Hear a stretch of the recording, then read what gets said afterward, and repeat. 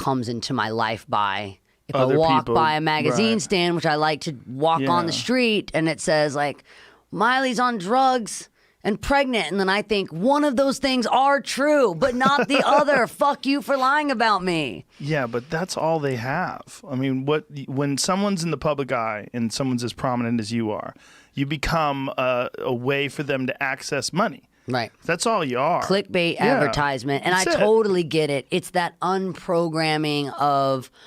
Also, I think what's interesting sitting here with you is that all of this is kind of new. I mean, even just like the idea of podcasts. What I used to do when it was like promo time for a record. Okay, so I'm 12 years old and I'm printing physical copies of my album. So I have to write my fucking music, 6 months before you actually. So I just did Dolly's new album for Christmas, and I had to record a Christmas song in July. It was the weirdest thing I've ever done in my life. But when you make physical copies, that's what you do.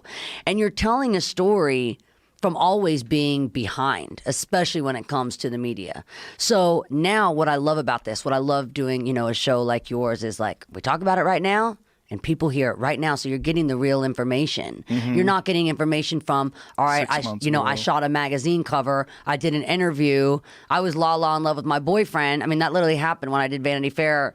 I flew there like a week after I had gotten married. By the time the damn thing was on the stands, I was divorced. It was old news.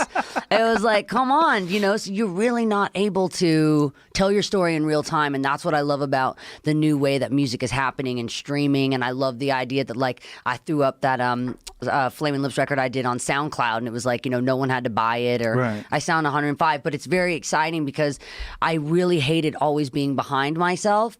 And I think that's what now I can use my art as my kind of, I guess, the way that I can talk to the press isn't what bothers me. It's kind of the public, mm-hmm. and I got in this habit where when people would meet me, I guess I didn't get in a habit, it just became a thing that happened constantly, was I'd meet someone and they go, man, you're not as crazy as I thought you'd be. And I'm like, thank you. I don't know what you thought I'd be doing right now. If you thought I'd be in like, space buns dropping acid or something. But people say that to me all the time, that I'm not as crazy as they thought I would be. And that's just a weird thing to say to someone. Yeah, but the public image, like what they sold of you, here you are, Hannah Montana, and then all of a sudden you're this very sexual singer, and you're doing all this crazy stuff, and you're on television shaking your ass, and everybody's seeing that, and they're like, oh, Miley Cyrus is out of control now. She's what? Yeah. So then that becomes the narrative, It's right? funny when people make the narrative when you become in control that now you're out of it. Yeah. That was always really interesting Well, for me. it's also youth, right? Like think about the marriage thing, right? You say Vanity Fair, they write the article, you're deeply in love. By the time it comes out, you're already divorced. Right. That's so Hollywood. Yeah. I mean, to them, that's like, oh, we've seen this fucking story before. Yeah. We know where this is going. Also, you're a child star. Yeah. Oh, shit, we've seen this story before. And so you get stuck in that narrative too, right? Because Absolutely. They want you to fall down the exact same path. They don't want you to it's reinvent a familiar yourself. Path, yes. Well, then they'll familiar spell story. it out for you. This is what she's doing. Now, she's on drugs and she's pregnant. I've had to. Now I don't read those types of things, but I've had to unlearn that they're not true. Because sometimes I write things down when I want something to get put into my head. Even if I'm going to have a hard conversation with somebody, usually I kind of write a little mini script for myself. So I kind of know where I don't like going into something with no direction. Where do I want this to go? What are my goals? What do I want? That's what any of your athletes would do. It's like, I know that I have that as an artist.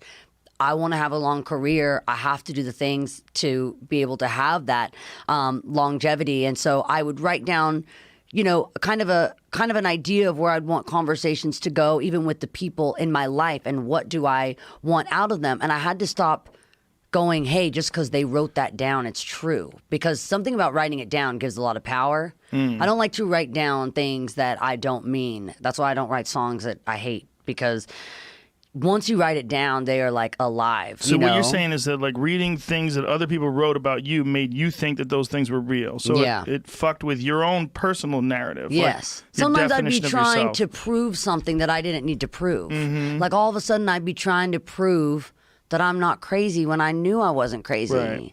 And